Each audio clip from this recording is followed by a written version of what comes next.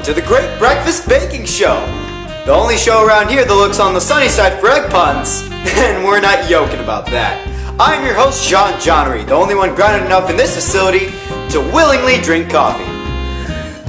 Did you catch the pun there? Because it doesn't matter. Today we'll be preparing a piping bowl of Quaker Oats oatmeal. Now let's take a moment to appreciate how our oatmeal will look nothing like it does on the cylinder.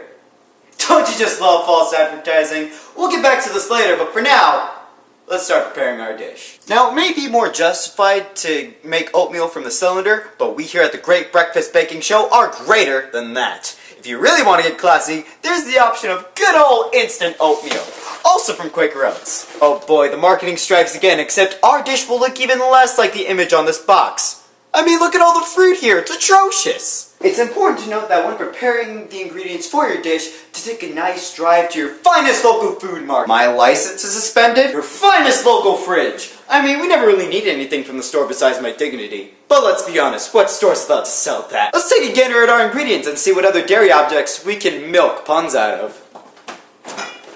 Huh, looks like the recipe only calls for milk and no other dairy products. I guess my idea of a pun-filled show was a bit extreme. Nevertheless, let's take all of our ingredients and put them together. Now that we've spanked all the ingredients into this fine china, you may be asking yourself, how long do we put it in the microwave, yo knucklehead? Well, all you have to do is take your age, or the last 2 digits of your social security number, divide the mean, median, and mode toads, put that into the quadratic formula, and that is how you put this poor man's porridge into your household easy-bake oven. If you're at all like me, which, if you are, I'm sorry, you probably refuse to mess with that median toad. So, you just put this into your microwave, and on your microwave, just press add 30 seconds as much as humanly possible, and pray to the kitchen lord that you don't set the house on fire. Ugh! How could I forget? The kind of food oatmeal packages tell you, they always use the scientific term for, that makes food healthy, fruit! For this next step, you'll need to take a trip back to your local fridge to dig up any sort of fruit you can marshal. Oh look! Strawberries and blueberries, just like a package! You want to make sure any fruit you dump into your oatmeal is fresh. Let's taste these suckers.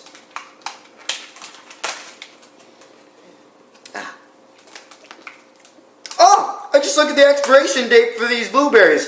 It says June of 2015. I guess that's what happens when you let food sit in your fridge just to make you feel better about your food choices. Excuse me for a second. Now that you've been granted first place in wasting time, it's time to take our early morning human fuel out of the microwave. Bon appetit. Now you want to make sure before you dig in to make sure your place of work is pristine. Maintenance can wait for another day. If you enjoyed this episode, be sure to follow our Patreon, where our motto is, we're not asking for your money, we're just begging for it. Well, thank you for joining us on the Great Breakfast Baking Show. I'm Sean Johnery, and this oatmeal is oat of this world.